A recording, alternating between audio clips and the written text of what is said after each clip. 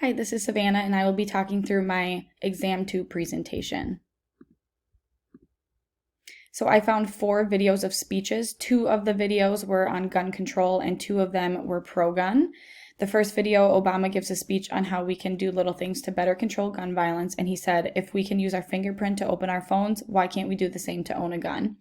The second video is a student from Parkland, Florida, who gives an emotional speech at an anti-gun rally held after 17 people were killed in a school shooting at Douglas High School. The third video is Trump giving a speech on the Second Amendment rights and how Americans should have the right to own and bear arms for self-defense and safety. And the fourth video is a 15-year-old pro-gun enthusiast who has shot guns her whole life and is a member of a gun range, and she speaks about how guns aren't the problem and people are. Here are some of the sources that I used. Most of them came from CNN, and then the fourth one is from Today News. So here's just a table kind of laying out for a quick glimpse on the total scores that I gave for the human communication rubric. Obama and the Florida student speeches received slightly higher scores due to the nonverbal language and emotion involved together, making their speeches engaging and powerful overall. And the Trump and the 15-year-old received slightly lower scores due to the imagery, syntax, and semantics that were lacking, and more than the other two, and emotion was lacking as well, making them less slightly engaging. So I thought that the 2 gun control videos did a better job with the emotional aspect. Obama's speech was very emotionally engaging. He was crying during that speech. He took long pauses in between sentences. His voice loudness was appropriate. His speech was engaging due to his emotion that he was showing, and he could have used a little bit better semantics in speech by creating more imagery in the messages that he was saying. The Florida student, she cried during most of the speech. It was very engaging. You could really tell she was putting a lot of emotion and thought into the words that she was saying to the audience.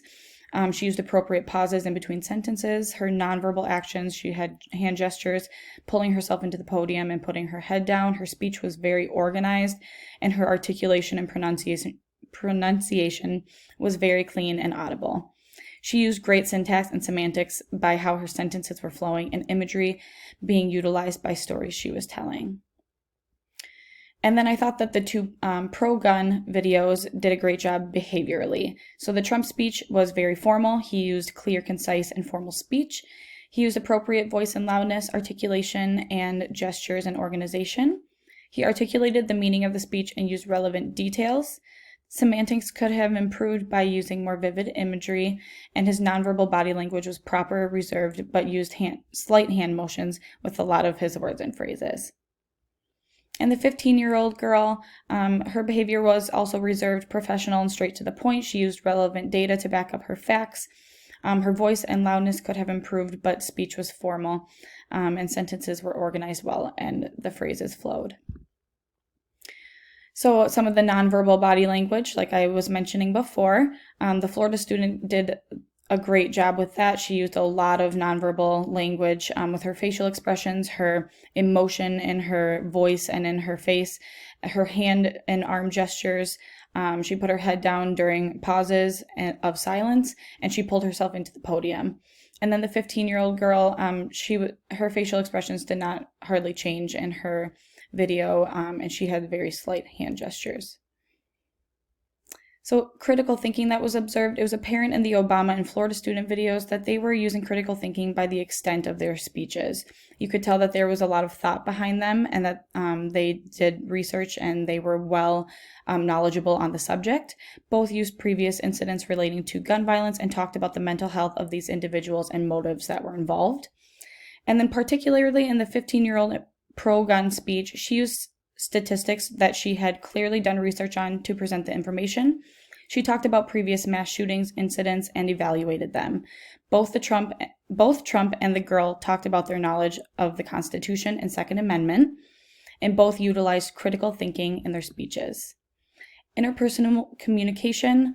All speeches use interpersonal communication by exchanging information to the audiences.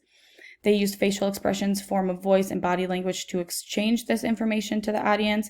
And specifically, I think the Florida student did the best at exchanging interpersonal communication due to the emotion and how she was engaging with them.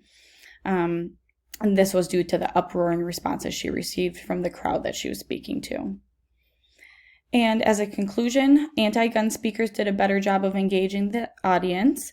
They used fantastic emotion, articulation, and pauses in their speeches, and they used better body language and nonverbal communication, leading to more interpersonal responses. And the pro-gun speakers did a better job with formal and professional speeches. Speeches were more informational than they were trying to engage the audience, and speeches were based on factual data rather than emotional data. Thank you.